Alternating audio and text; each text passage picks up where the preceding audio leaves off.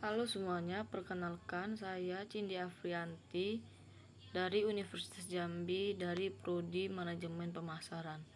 Baiklah, saya akan menjelaskan tentang resume studi kelayakan bisnis dari pertemuan 9 sampai 15. Yang pertama yaitu ada bab 9, yaitu tentang background studi kelayakan bisnis.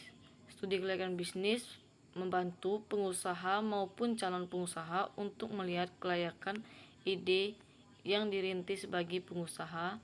Studi kelayakan ini membantunya untuk mengambil keputusan. Sedangkan bagi pencalon pengusaha, studi ini membantu menghindarkannya dari kerugian bisnis. Mengapa kita perlu mempelajari studi kelayakan bisnis? Manfaat studi kelayakan bisnis adalah untuk menilai peluang suatu proyek bisnis yang dilanjutkan atau tidak. Studi kelayakan bisnis bahkan juga bisa membantu dalam pemasaran. Hal ini karena studi kelayakan bisnis dapat memberi gambaran situasi bisnis yang kita hadapi nanti. Selanjutnya yaitu ada bab 10 tentang analisis aspek persaingan dalam studi kelayakan bisnis.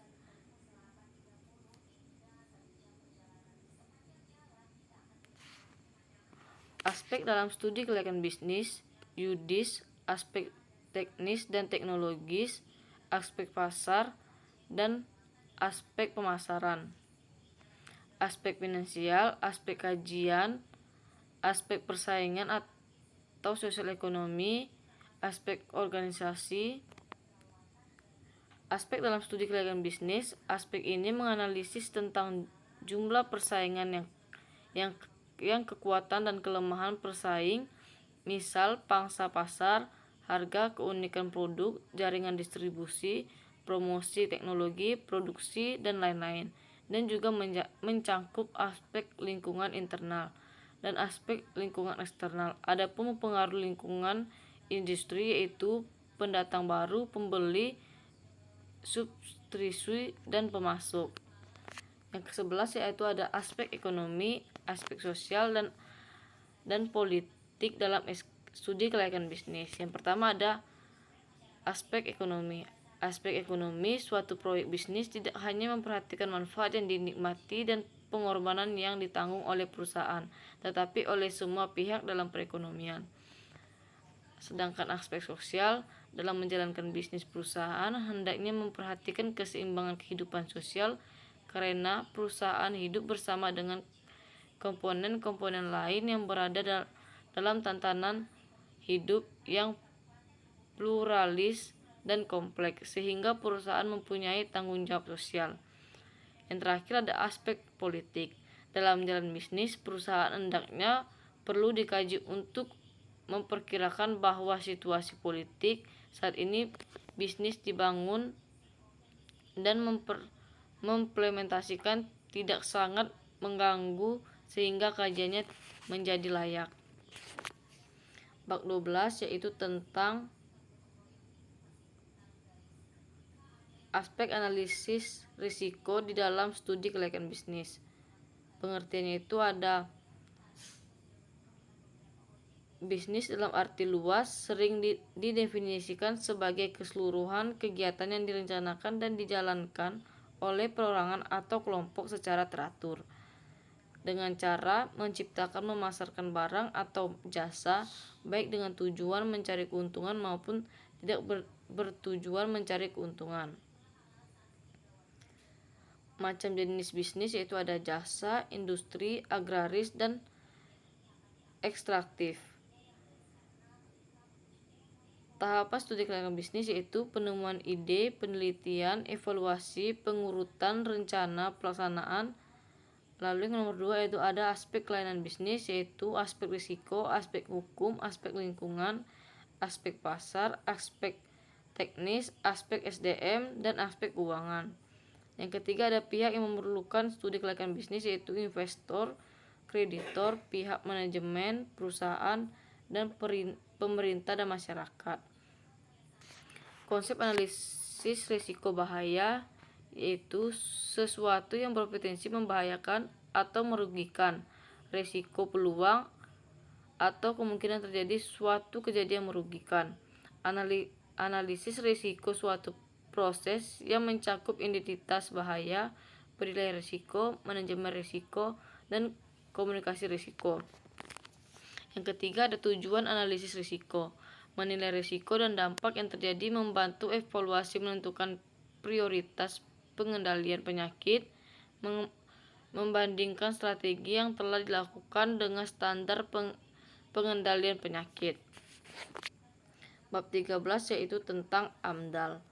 AMDAL yaitu rencana kegiatan dan aktivitas yang berasal dari proyek yang memiliki tujuan, yaitu memastikan adanya suatu masalah pada dampak lingkungan yang dianalisis sebagai pertimbangan keputusan tentang penyelenggaraan usaha atau kegiatan tersebut.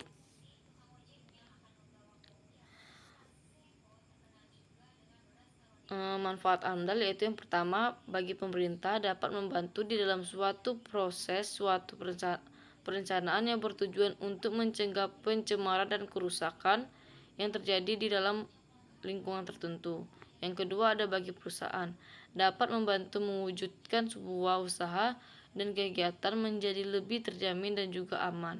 Yang ketiga yaitu ada bagi masyarakat, dapat menjelaskan secara langsung kepada masyarakat sekitar tentang dampak dari sebuah usaha atau kegiatan yang telah dijalankan.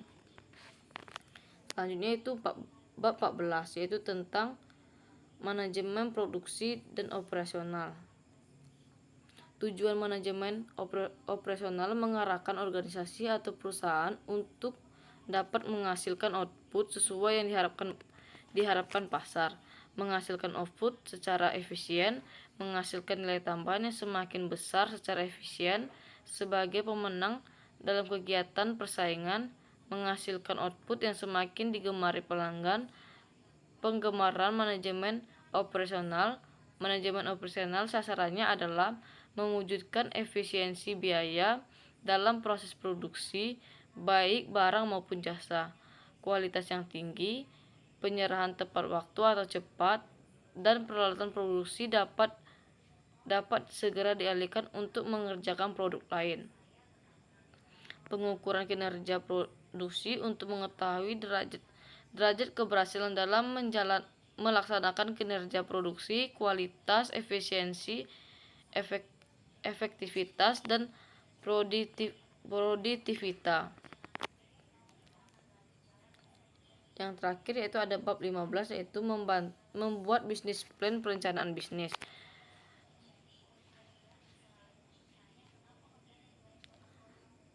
Pengertian bisnis plan, dokumen tertulis yang disiapkan oleh wirausaha yang menggambarkan semua unsur yang relevan baik internal maupun eksternal mengenai perusahaan untuk memulai pada waktu usaha. Adapun isinya sering merupakan perencanaan terpadu menyangkut pemasaran, pemodalan, operasional, dan sumber daya manusia. Tahap-tahap penyusunan bisnis plan, yang pertama yaitu ada ide usaha, yang kedua ada perumasan konsep usaha, yang ketiga ada studi kelayakan usaha, dan keempat ada penyusunan rencana bisnis. Baiklah, sekian presentasi dari saya. Saya ucapkan terima kasih. Mohon maaf bila banyak kekurangan saat saya sedang presentasi. Saya akhiri, terima kasih.